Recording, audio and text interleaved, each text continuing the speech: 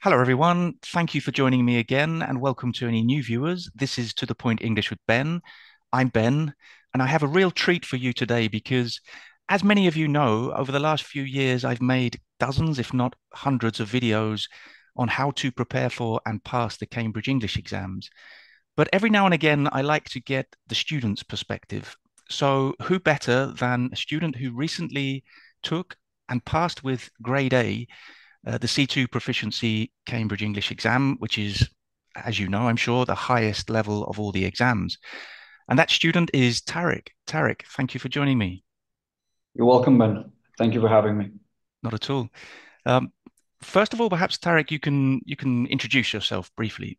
Hello, my name is Tarek. I'm actually going to try to look into the camera as you did, Ben, because you're a professional. I live in Switzerland. I took the exam in Switzerland. My dad is Lebanese. My mom is Swiss. That explains my name. And yeah, I'm a father. I'm a brother. I'm a football coach. I'm a product manager. I'm quite busy at the moment. In fact, I'm absolutely knackered today, but we'll be fine and hope to give you some insight into the exam and the whole experience. I'm sure you will. And yeah, again, considering your life and how busy and tired you are, again, we're all extremely grateful for you for doing this. A pleasure. It's a pleasure. So a little bit later, I'm going to share, or we're going to talk about Tarek's scores in the C2 proficiency. As I said, he got a grade A, but we'll look at the individual scores. But first of all, Tarek, could you just tell us a little bit about your level? Because obviously you have a very good English level. How did you reach such a high level? It's a lot of factors. I haven't been to English like in studying English for a long time. I was born in Western Africa in Liberia, and then moved to the Middle East and went to primary school in Lebanon. And in Lebanon, you start speaking English at a very young age because at schools, at nurseries and kindergarten, they like to have everything in Arabic and in English. So the communication works in both languages. And there's another factor that well, we were fortunate enough in Lebanon to be sent to the what is considered the best school in the country by my father, and that school was an English school. We had all subjects in Arabic and in English because of very different vocabulary, of course. I was in contact with English from a very young age. So, and even this doesn't concern school only. If all the, let's say, Walt Disney movies and video games and everything we had in Lebanon was only available in English because these here in Switzerland, everything is translated to German, and anything you want to watch is translated to German. We didn't have that in Lebanon, so um, you were if whether you liked it or not, I was in contact with English from day one actually, Mm. and the teachers that we had at this school were not Lebanese people. They were like from Ireland, from England, from the US that were living in Lebanon and teaching English, and that was a big factor as well in getting to know the language from native speakers. Yeah. Um, so that was the biggest thing. And after I moved to Switzerland, it's just I'm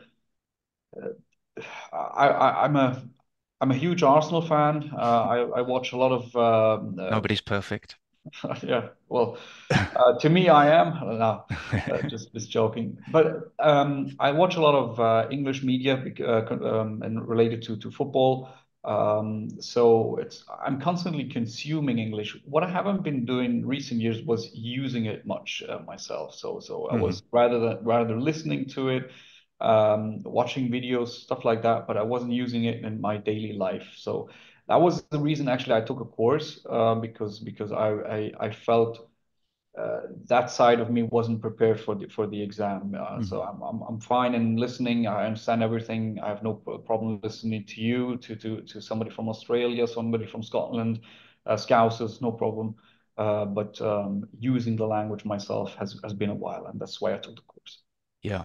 Well, I think what we can take away from that, because I can imagine lots of people watching this video now are thinking, well, I didn't go to a bilingual school. I didn't have that luxury, I guess, or that advantage.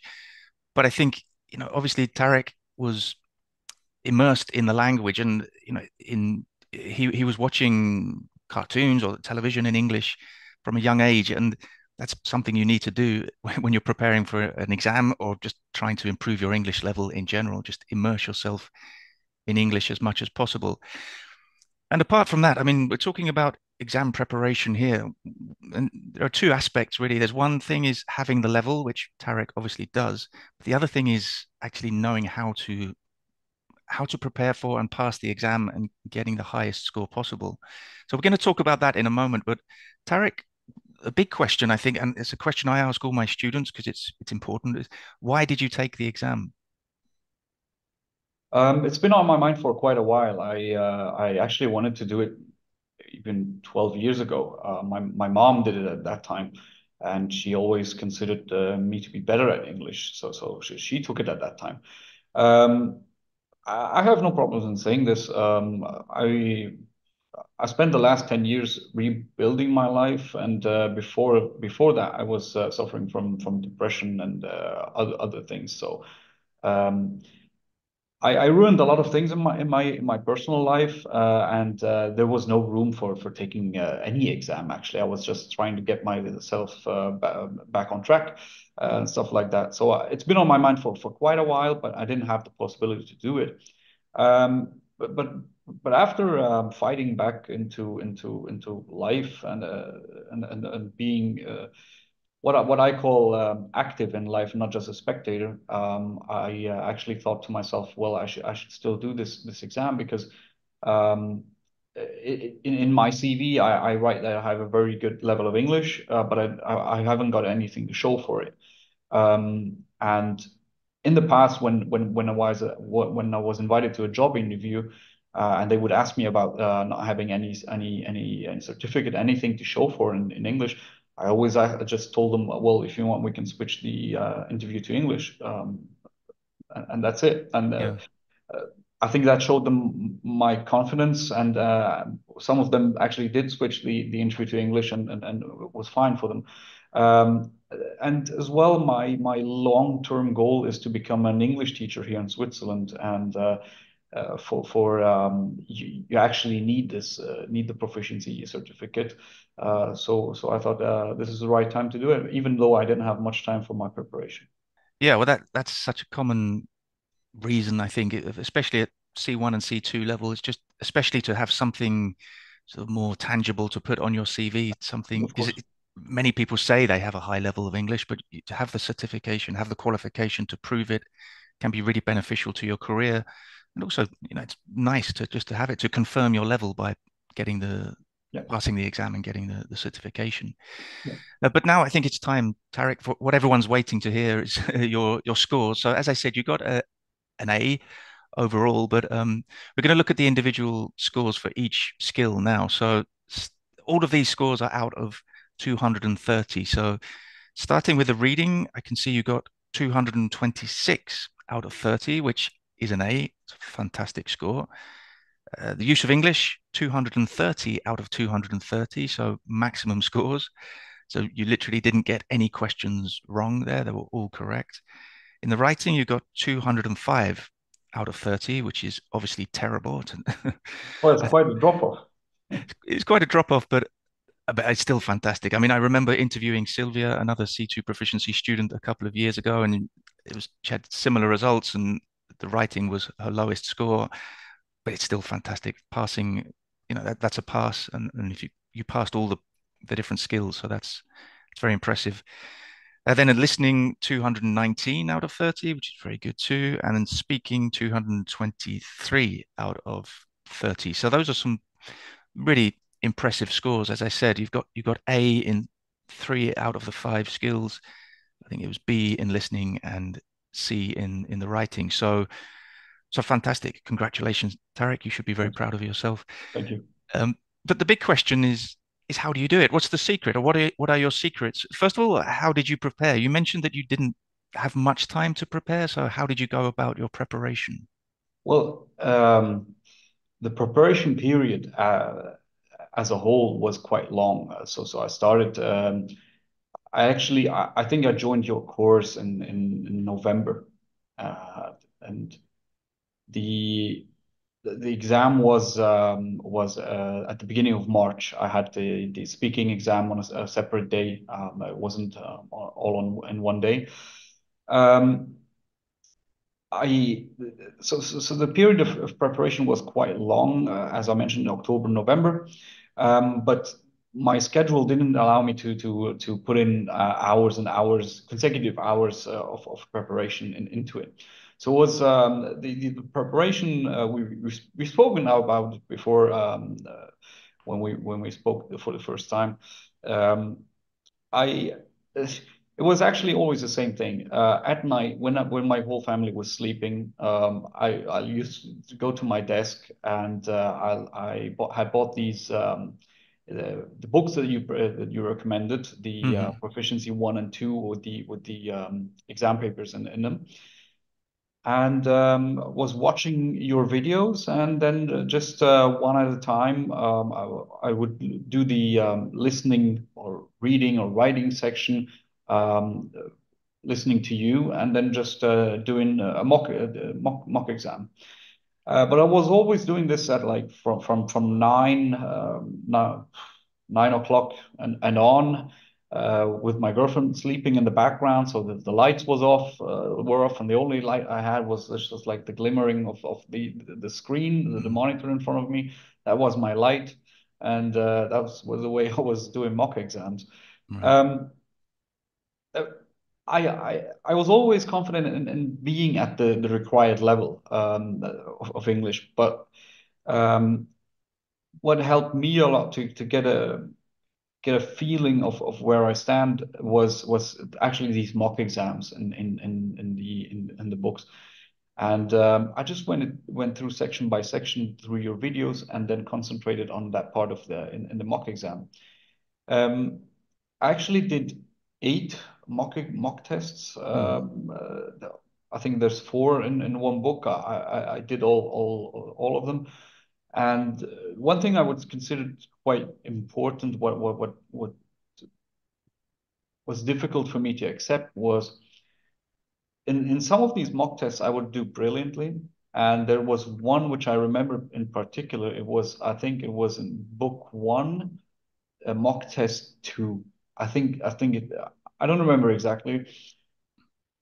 And I did horrendous in that one. I actually failed. But I passed all of the others. So, but that test had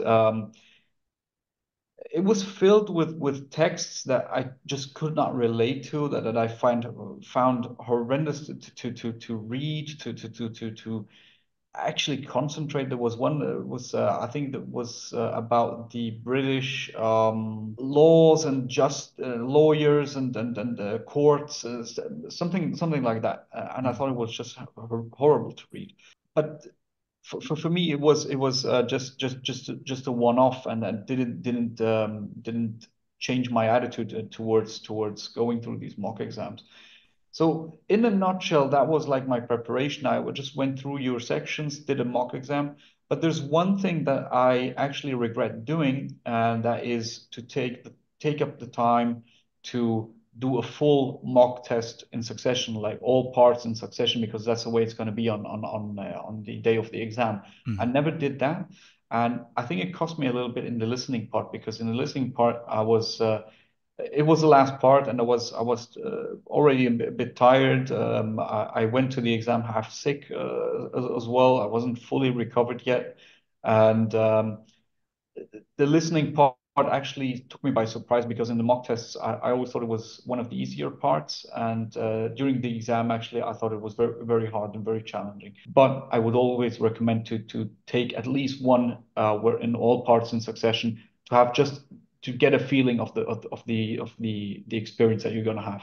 Yeah, I think that's a really good tip. It's not always possible for everyone, so don't worry if you can't do that. I mean, if you can do like the whole reading and Well, use of English part together, and then maybe the whole writing paper together, that's great. I mean, I always say the best way to prepare for an exam is by taking the exam itself. Hmm. again, that's not something people can always do, but um, trying to recreate exam conditions as much as possible will really help. And doing mock tests. I mean, you mentioned, Tarek, that you found one exam particularly difficult, and that does happen, or at least certain papers of the exams, you may find on the day of your exam that the listening is particularly difficult, and you're quite surprised, or maybe in your preparation. You shouldn't panic, as Tarek didn't. He realized it was just a one-off. It's usually one of the other papers will be easier. For example, if the listening is more difficult in one particular exam, usually for example, the use of English will be slightly easier. I mean, maybe that particular example, Tarek, you're talking about was just a difficult exam. But yeah, as you said, you passed the exam, so that's the most important thing. And you not only passed the exam, you got really good scores. But um, during the preparation in particular, because obviously we've seen your scores and we saw that the writing paper was your lowest score, but during the preparation, did you identify any weaknesses? And if so, did you choose to focus on those weaknesses, or how did you go about that? I left my preparation for the writing part to well, focusing on the writing part. I left that to the end. Like I started focusing on the writing part maybe 5 days before the exam, and then actually did that. It wasn't a coincidence. At first, I was not looking forward to it because I knew this was my weakest point. This will be the toughest challenge for me, and I didn't want to do it in the beginning because I think I would then realize, well, I'm not quite there yet. I have to focus on this before I focus on other aspects. But I thought the listening and use of English and reading should, I think I would consider my strengths. And I actually wanted to enforce the parts where I feel comfortable and confident in. I think that's important to strength in life in general to try not to neglect your strengths, but also to try to strengthen a position of strength. Um, Yes, I agree so, completely. Yeah. and this is why I left it to the end because I wanted to have it like quite fresh in my head going into the exam.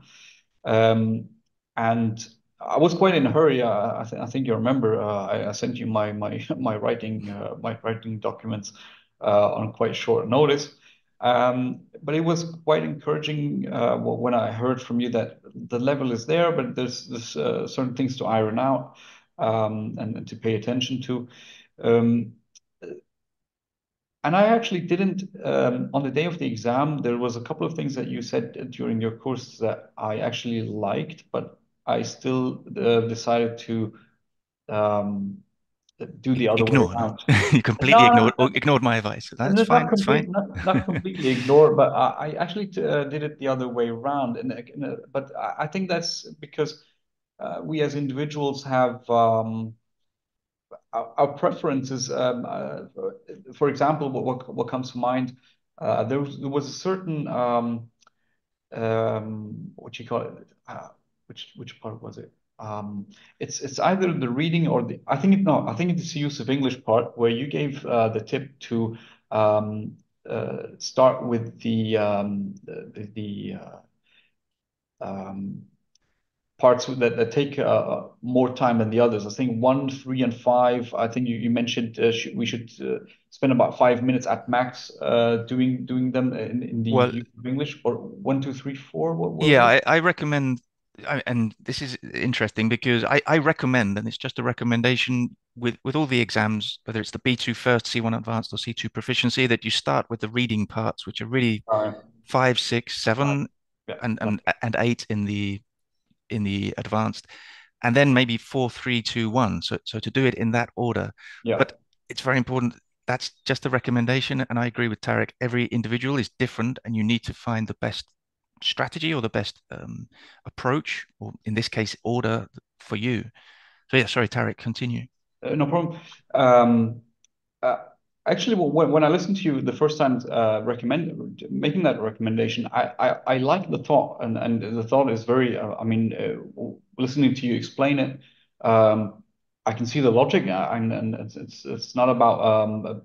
But To me, that's the way I work as well. When I get to work in the morning, I actually like to just these small little tasks that like Mhm. take up 2 or 3 minutes. There might be 20 of them, but I just like to get them out the way and then focus on the other ones. That's the way I work. And actually, I was planning on acting upon your recommendation and doing it that way. But when I was doing the mock test, I don't know, for some reason I just did it the other way around. I just went through them, the 1 to 7 or 1 to 8, Hmm. and it worked fine for me because I was done with the first ones very quickly, and then just focus on the other ones, and that worked for me. But it's a personal thing. I can fully see the thinking behind your recommendation, Yeah. and I think a lot of people actually do it that way. And if it's fine for them, then go for it. Yeah, yeah, a lot, as you said. I mean, it's really important that you do what's you find the best strategy for you, and that's why you should do these mock tests or sample papers.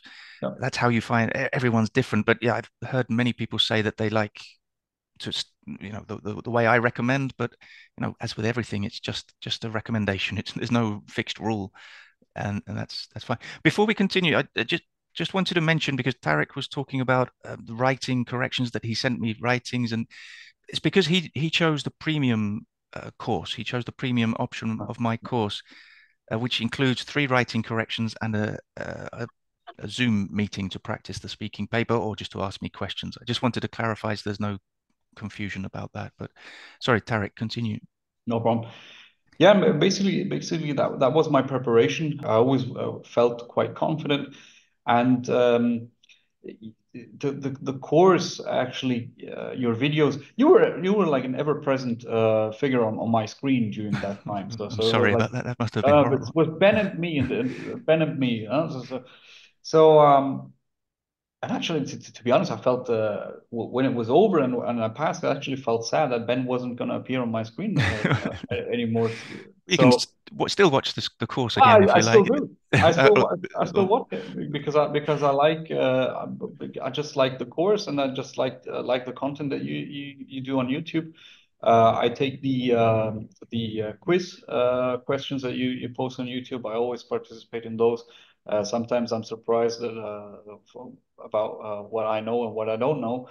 Um, but in terms of preparation, I just think taking these mock exams is like the most important thing to do because and actually the more you do, I think the better, because it gives you really an idea of where you stand and where you have. To me, during the course, I almost felt like I opened to a good result. I mean, I'm doing it for myself, of course, but I always felt that no, this is a very good course. I'm well prepared. I should do fine. So, but in general, taking the mock test is the most important I part. think, yeah, I think, I mean, as I said before, there are two aspects to passing any English exam, but I mean, the C2 Proficiency Cambridge English exam is extremely tough. So you have to have the level. I mean, you have to have the level and you have to be prepared. You have to understand the format and have a strategy and an approach. Yeah, I mean, if you have a slightly lower level, and by the way, Tarek has a fantastic level of English. It's not the only reason that I invited him on here on my channel to have an interview or to be interviewed was not just because of his results and his level. It's his attitude. He has a very good attitude to learning English and exam preparation in general. But you may have a lower level than Tarek, and you could still get a very good score.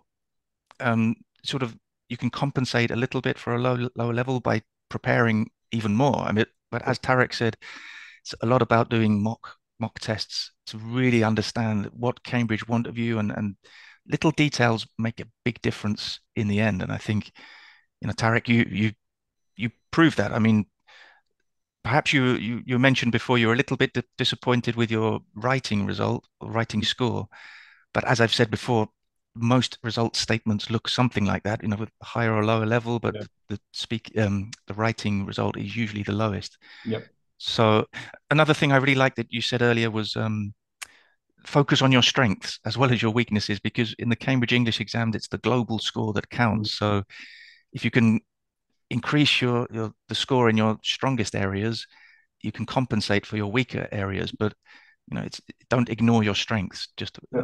and don't ignore your weaknesses either. But The thing was maybe as well.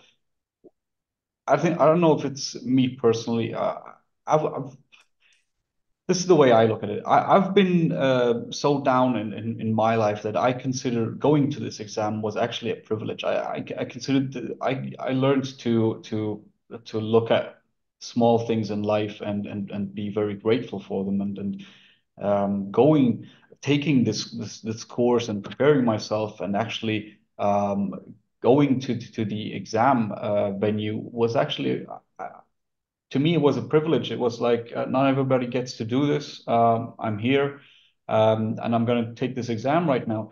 I was, and I think students or people who are preparing for this exam, they have the level. Otherwise, they would be considering taking the C2 proficiency exam.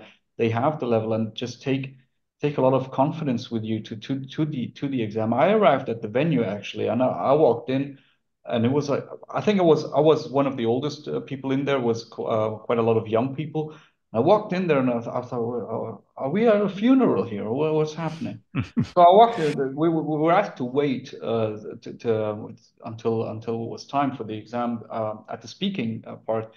And I just we're sitting in a room of like eight to 10 people, and everybody's like face down, and it's like nobody's talking. And I also thought to myself, well, we're gonna get put into pairs, and we're gonna take the speaking test in a couple of minutes, and nobody's speaking. So I just casually uh, said, just looked around and just said in a loud tone, like, "Are we nervous or what?" And everybody, some of them were like delighted that somebody actually spoke, and some of them like, "Oh my God, he spoke. The guy spoke. This guy is speaking." And look away. oh, it was like that. And I thought I had a very young partner. It was a young lady. I think she was 18 years old, but spoke very well. And from that point, they told us that I was going to take the exam, the speaking test with her. And we actually spoke before going in, and that helped actually to just remove that kind of awkward feeling about the whole thing. So yeah, Yeah, that but maybe that's just me. I went in there happy to be there. So I tried to maybe reflect well or pass on some of my enthusiasm for the exam. And yeah, we both did well. In the speaking test, we both did well. Although I was very disappointed with my performance in that one. really. I think what was it, 223 or two in the speaking, but I was very disappointed with myself because I got distracted not once but two times, in fact. And I think these lapses in concentration cost me a couple of points because at one point we were in the last part where you just have a general discussion, and she was talking and I was listening to her, and all of a sudden my mind just thought, did I perform well? Well, maybe I should have said that. Maybe I didn't want to think about it, but I just did. And all of a sudden, the interlocutor tells me, "And how do you feel about this, Tarek?" And Mm. I was like, I actually tried to buy a little bit of time and saying something like, "Well, how do I put it?" And then actually thinking about what the question was or what we're talking about. And I just had to admit to the interlocutors that, sorry, can we? I got lost. But in general, I spoke well.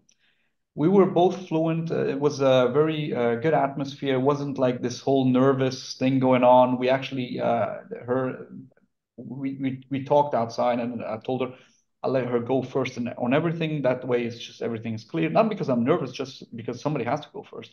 That's so important you say that because focus is so Yeah, important in the whole exam, of course, yeah, but in the speaking and listening papers in particular, because if you just lose concentration, yeah, and as you said, Tarek, when you start analyzing your own performance, like thinking about, well, did I do that last task well? I made a mistake. I didn't use the vocabulary I wanted to use. You're not really present. You're not really no. paying attention either to the interlocutor or your partner, and I was you're lost. gonna, I was yeah, lost. And I actually didn't know how this happened because I was fully concentrated on what she was saying. And then all of a sudden, I'm actually caught in these thoughts. I think it's good to be honest because if you try to fake it, it's going to be quite obvious that you weren't listening. And if you're confident in your English level, and you can be honest and still say something, but just be honest about it. And but but oh, sorry, go on, Tarek, you go. but I actually knew that it wasn't over at that point because the thing they're looking for is how you speak, and they're not trying to evaluate your opinion on anything like that. That's something that I people have to um, remind themselves as well, that your opinion doesn't count. Your expertise on what we're talking about in this exam doesn't count for anything. They're That's just right. trying to get the conversation going, Yeah. and that's why I actually still had confidence. I was still confident that I had a good score, but I could have been better. Um, but yeah, that was a weakness, and this is one thing that I actually would say is I I didn't take it for granted, but maybe I took it a bit. I took it a bit easy. Was it a little bit of overconfidence, maybe you think? Perhaps, yeah. But it's. I mean, just before I said believe in your. I mean, be confident in your level of English, and now like overconfident. But that's the balance that you have It's to a have. balance, yeah, Yeah, definitely. It's a balance between being confident but not being overconfident. And I think maybe you're being a bit hard on yourself. I mean, I put those words into your mouth, but I think you have such a good attitude. I mean, I love what you were saying before about, and I'm glad you said it because I try to say to my students that, try enjoy the experience. You're yeah, lucky to be able to take these exams and see it as something positive. They're giving you this opportunity to demonstrate your level. yeah. It's easy for me to say because I don't have to take the exams. So I'm Mm. glad that you as a student said it. And that's it makes such a difference because, I mean, were you nervous at all, Tarek, in the exam? To be honest, absolutely not. Wow. And I was at home, and it was time for me to like in 10 minutes. I have to get in the car and go to the exam. And my girlfriend was at home, and she was looking at me, and I was just like sitting there, and she was like, "What are you doing?" I'm like, "Oh, I'm just drinking my can of Pepsi, and that's it. I'm just gonna go." She's like, "Aren't you nervous? Like, don't you need something to calm yourself down or anything?" I was like, "No, I'm not nervous." She's like, "There's not an ounce of like you're not feeling nervous at all."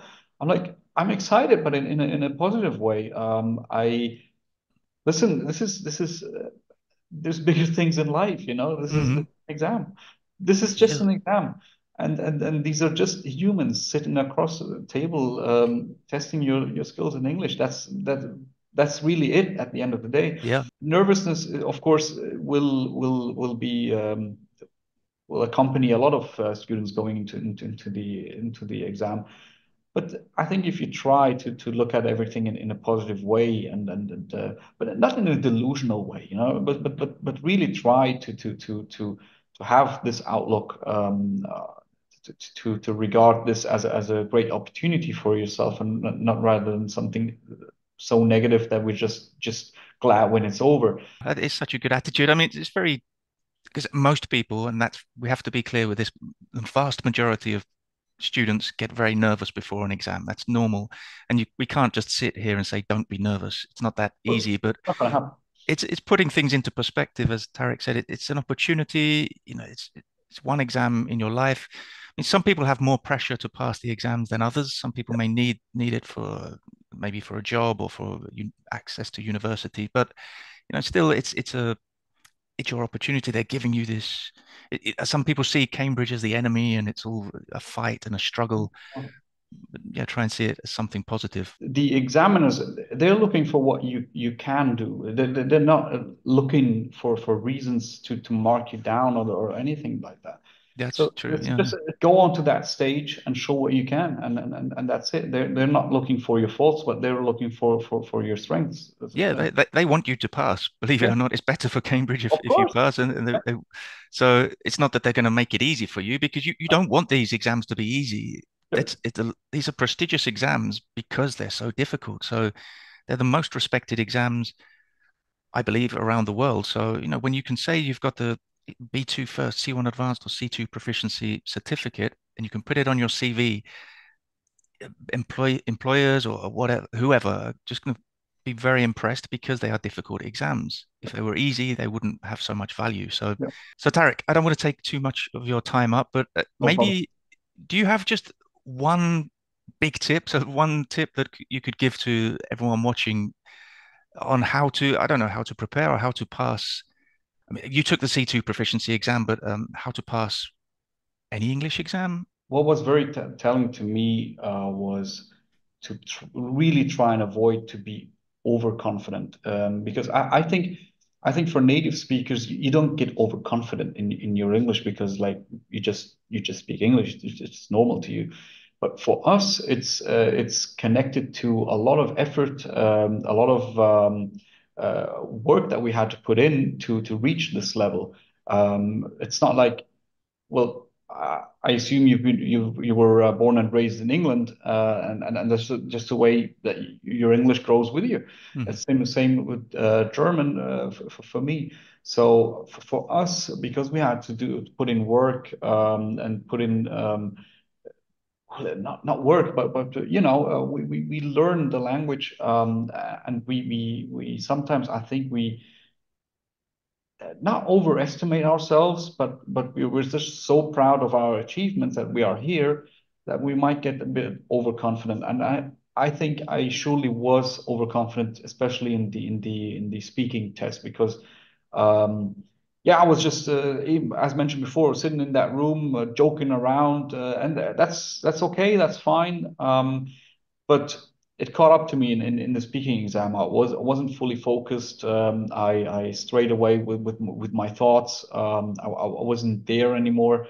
Um, and I had a bit of that attitude towards the listening part as well, which is why I recommended to if possible really do a mock test in full length, without splitting the parts up, to get a feeling for the full experience.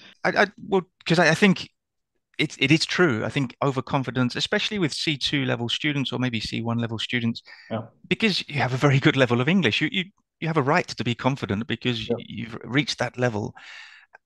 But I think, Tarek, for example, you were humble enough to realize before the exam that you had to prepare. You you took my course, you started watching my videos, and you bought books, and you did prepare. So there are many people who decide to take the C2 proficiency exam who don't prepare at all because they're so confident, and that's even more dangerous. So I think it's a really important tip. So if anybody's watching this video and it's the first exposure you have to the exams and you haven't prepared, follow Tarek's advice. Maybe you're confident. Good. It's good to be confident, but overconfidence can have its negative consequences. I'm sure that cost me a couple of points in the speaking, perhaps in the listening part as well. Yeah, but if you hadn't, as I said, if you had been so confident that you didn't even bother preparing, then you wouldn't, Yeah, you definitely wouldn't have got an A. And even though you have the level, without preparation, you wouldn't get that score. And many people fail the exam just because they don't prepare at all. yeah. So Tarek, thank you very much for that. Thank you for being so candid and honest, Welcome. first and foremost, and thank you for giving up your time to help my viewers and anybody who's preparing not just for the C2 proficiency exam, but any of the other Cambridge English exams. I hope Thank it you. was insightful. Yeah, It I was hope. extremely insightful. So, as I said, that's why I wanted to interview you because you have the right attitude, in my opinion. Thank you. So well done, and thank you. Ben, thank you for your course, and well, see you on YouTube. Yeah, thank you.